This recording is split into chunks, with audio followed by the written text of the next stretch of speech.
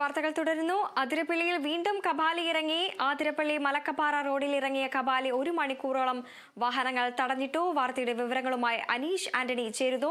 അനീഷ്, തൃശൂരിന്റെ പല ഭാഗത്തു നിന്നും ഈ ഒരു കാട്ടാന ശല്യം രൂക്ഷമായി തുടരുന്ന ഒരു സാഹചര്യത്തിലാണ് ഇപ്പോൾ അതിരപ്പള്ളിയിൽ വീണ്ടും കബാലി ഇറങ്ങിയിരിക്കുന്നു. എന്തൊക്കെ നാശനഷ്ടങ്ങളാണ് സംഭവിച്ചിരിക്കുന്നത്? ആനയെ തുരത്താനായോ?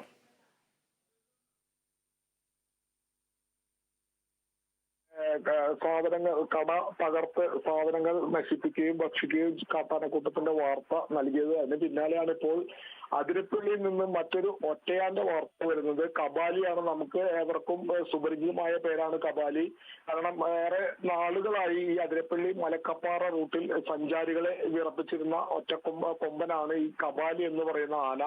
ഈ ആന ഒരു ഇടവേളയ്ക്ക് ശേഷമാണ് ഇപ്പോൾ വീണ്ടും റോഡിലേക്ക് ഇറങ്ങിയതും വാഹനങ്ങൾ തടയുന്നൊരു സാഹചര്യമൊക്കെ ഉണ്ടായി. നമുക്കറിയാം, കുറച്ച് ദിവസങ്ങൾക്ക് മുൻപാണ് അതിരപ്പള്ളി പോലീസ് സ്റ്റേഷനിൽ ഏഴാറ്റുമുഖം ഗണപതി എന്ന് പറയുന്ന മറ്റൊരു കൊമ്പൻ വരികയും അവിടെ തെങ്ങിൽ നിന്ന് പട്ട പറിച്ചു തിന്നുന്ന ഒരു വാർത്തയൊക്കെ നമ്മൾ നൽകിയിരുന്നു. ഈ മേഖലയിൽ 3 ആനകളാണ് പ്രധാനമായും ഉള്ളത്. 1 കബാലി, 2 മഞ്ഞക്കൊമ്പൻ, 3 ഏഴാറ്റുമുഖം ഗണപതി. അതിൽ ഈ കബാലിയാണ് കുറച്ച് നാളുകളായി ഈ റോഡിൽ ഇറങ്ങുന്ന ഒരു സാഹചര്യം ഒന്നും ഉണ്ടായിരുന്നില്ല. 2 മാസത്തിലും അധികമായി ഈ കൊമ്പൻ കാട് കയറിയിട്ട് ഇപ്പോഴാണ് വീണ്ടും ഈ ആന കബാലി കഴിഞ്ഞ ദിവസം രംഗത്തെത്തിയിട്ടുള്ളത്. റോഡിലേക്ക് ഇറങ്ങുകയായിരുന്നു. രാവിലെ ഒരു 11 മണിയോടെയായിരുന്നു ഈ സംഭവം.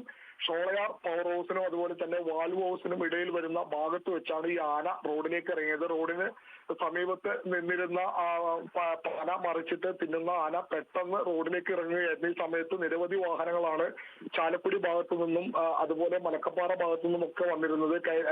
അതിൽ KSRTC ബസിന്റെ ഉല്ലാസയാത്രാ ബസ്സുണ്ട്. ഉല്ലാസയാത്രയ്ക്കായി ഓടുന്ന KSRTC ബസ് ഉണ്ടായിരുന്നു. നിരവധി വിനോദ സഞ്ചാരികളുടെ വാഹനങ്ങൾ ഉണ്ടായിരുന്നു.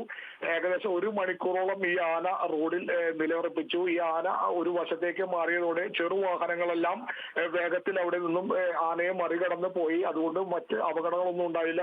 അതിനിടെ ഈ KSRTC ബസിന് നേരെ ആന തിരിയുന്ന ഒരു ഘട്ടം വന്നു. പിന്നീട് ആന ഒതുങ്ങി ഒരു വശത്തേക്ക് മാറി നിന്നതിനെ തുടർന്നാണ് ഈ KSRTC ബസിനും അവിടെ നിന്നും എടുത്തു പോകാനത്. എന്നിട്ടും ആന അവിടെ നിന്ന് മാറിയില്ല. വീണ്ടും 1 മണിക്കൂറോളം അവിടെ വഴിയിൽ നിലയുറപ്പിച്ചു. ഒടുവിൽ വനപാലകരെത്തിയാണ് ആനയെ മാറ്റിയ ശേഷമാണ് വീണ്ടും ഈ പാതയിലെ ഗതാഗതം പുനഃസ്ഥാപിച്ചത്.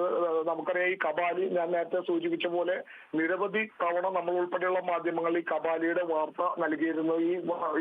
ഈ പാതയിൽ സഞ്ചരിക്കുന്ന വിനോദ സഞ്ചാരികളോ അതുപോലെ ബസ്, സ്വകാര്യ ബസ്, KSRTC ബസ് ഉൾപ്പെടെയുള്ള വാഹനങ്ങൾ വളരെ യാത്രക്കാരും വിനോദസഞ്ചാരികൾ ഉൾപ്പെടെ വളരെ ഭീതിയോടെ കണ്ടിരുന്ന ഒരു കൊമ്പനാണ് ഈ കബാലി.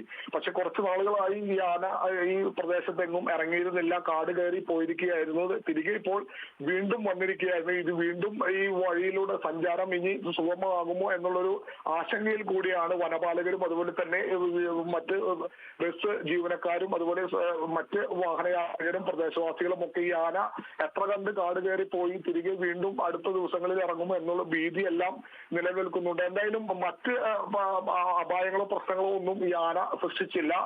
KSRTC ബസിന് നേരെ ഒരു ഘട്ടത്തിൽ തിരിയുക മാത്രമാണ് ഉണ്ടായത്. പിന്നീട് ഒതുങ്ങി തന്നെ നിന്നു. അതുകൊണ്ട് KSRTC ബസിന് എടുത്തു പോകാനായി. ഈ ദൃശ്യങ്ങൾ നമ്മൾ കാണിച്ചുകൊണ്ടിരിക്കുന്ന ദൃശ്യങ്ങൾ KSRTC ബസിനുള്ളിൽ നിന്ന് യാത്രക്കാർ പകർത്തിയ ദൃശ്യങ്ങളാണ് ഇപ്പോൾ പുറത്തു വന്നിരിക്കുന്നത്. ഇന്നലെ രാവിലെ 11 മണിയോടെയായിരുന്നു ഈ സംഭവം ഉണ്ടായത്. എന്തായാലും അവിടുത്തെ ആളുകൾ, ഞാൻ നേരത്തെ പറഞ്ഞ പോലെ ആളുകളും മറ്റ് വനപാലകരും ഒക്കെ ഇപ്പോൾ ആശങ്കയിലാണ്. കാരണം നിലവിൽ അവിടെ ഏഴാറ്റുമുഖം ഗണപതി ഉണ്ട്, മഞ്ഞക്കൊമ്പനുണ്ട്. ഇപ്പോൾ കാട് കയറിപ്പോയ കബാലി കൂടി തിരിച്ചെത്തിയിരിക്കുകയാണ് എന്ന് വേണം നമുക്ക് ഈ സംഭവത്തിലൂടെ മനസ്സിലാക്കാൻ. വൃന്ദ. ശരി, അനീഷ് ആന്റണിയാണ് വിവരങ്ങൾ പങ്കുവച്ചത്.